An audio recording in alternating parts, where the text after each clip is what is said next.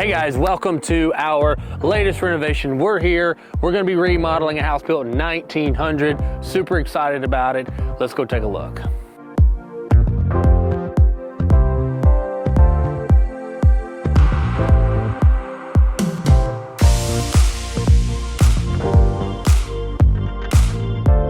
All right guys, so to start on the outside, one of the big things that we're doing is we're gonna have to pull off all the gutters and change all the fascia board in behind it.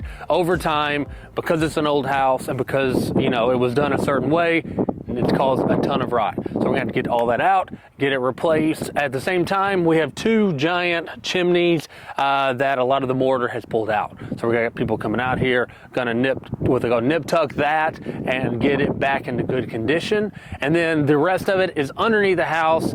There's a lot of floor supporting that needs to be done, a lot of insulation that needs to be pulled out and get the moisture under control there. So one of the things we are thinking through is, we want to bring it up to today's codes, today's standards. We want to make it nice, but at the same time, you don't want to lose that charm of a house built in 1900. So one of the things we're trying to do is go through the house, figure out what we can keep and what we're going to have to change to kind of merge and blend those two different things. So if you notice here, this house was probably remodeled back in the 70s. It's got the green carpet, but in this room, they kept the original ceilings. It's fascinating to me. Prior to Great Depression, what they did is they started getting big, they started getting extravagant.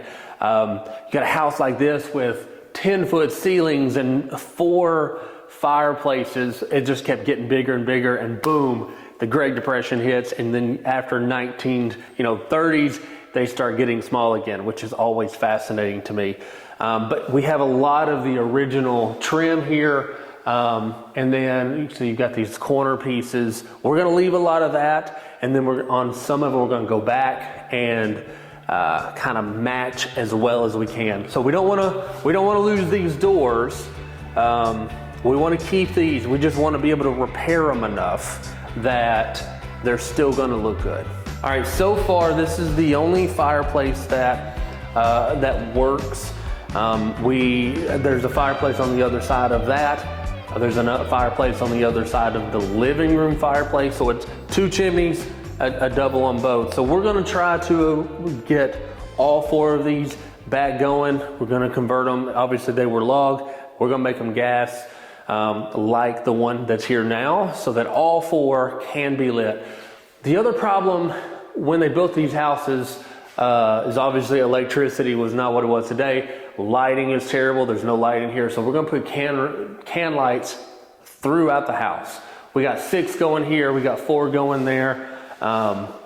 So lightening it up will be huge. On top of that, there has started to get some sag in this main living area. So once we get the floor pulled up, we can see what we're working with. That'll let us know how much we can adjust and what we want to do to fix it. Look at these doors. I love these old things. I really wish we had the original keys to do it, but boom. So we're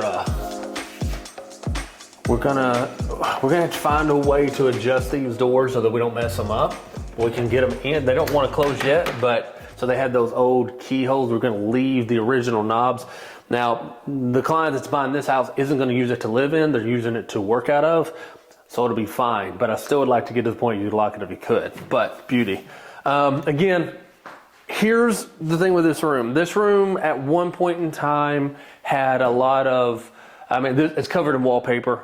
You probably can't see it now, but they did wallpaper and then they've painted it.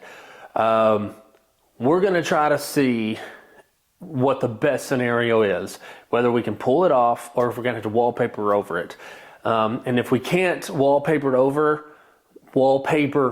it and still make it look good, we're gonna have to strip it to the studs. The problem with that is it has really old crown mold that we're trying to save if we can. Now, I don't know if it's original or not, but even if it's not original, it's still very old.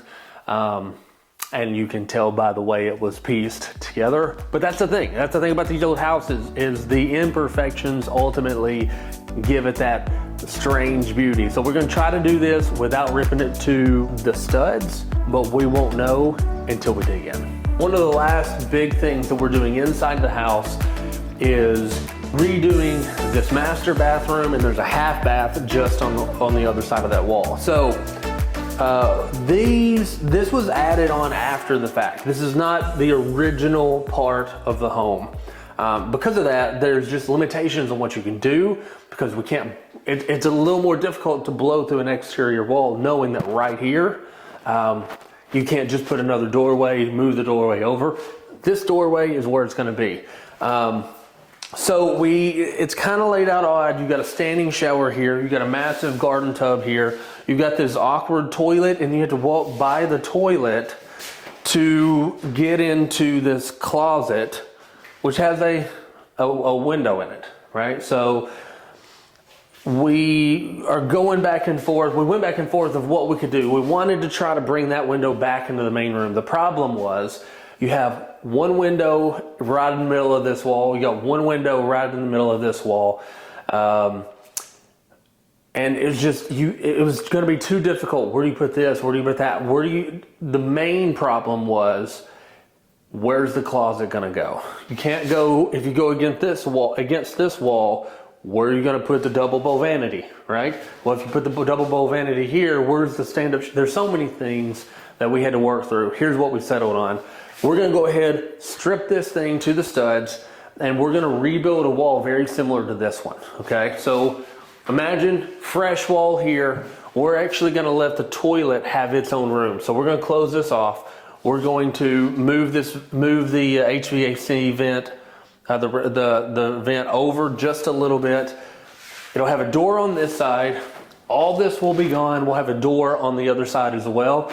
And then the double bow vanity right smack in the middle. What that's going to do is it's going to kind of give balance to this bathroom. So you can walk through here into the closet, walk through there to get into the toilet room, if you will. And then on this side, we're getting rid of this sucker altogether. I know people loved them back in the 70s. Not practical. Almost nobody uses that kind anymore because they take up so much space. The other thing is just on the other side of this wall, that's where they have the washer and dryer, okay? So there's a half bath just on the other side of that wall. Well, the washer and dryer takes up almost all of the room. So we're gonna come in and we're gonna build a closet, if you will, specifically for a stackable washer and dryer that opens up that room on the other side. And then we're gonna continue that this way for a stand-up shower. That way we have stand-up tile shower, washer and dryer here. You got the double bow vanity, 2 doors. So, you know, again, the downside of that is you have your washer and dryer in the master. However, that's what we're gonna have to do in this type of home because there's not a lot of good places to put it. So this is gonna be by far the biggest project of the house, but it's gonna definitely make the most difference.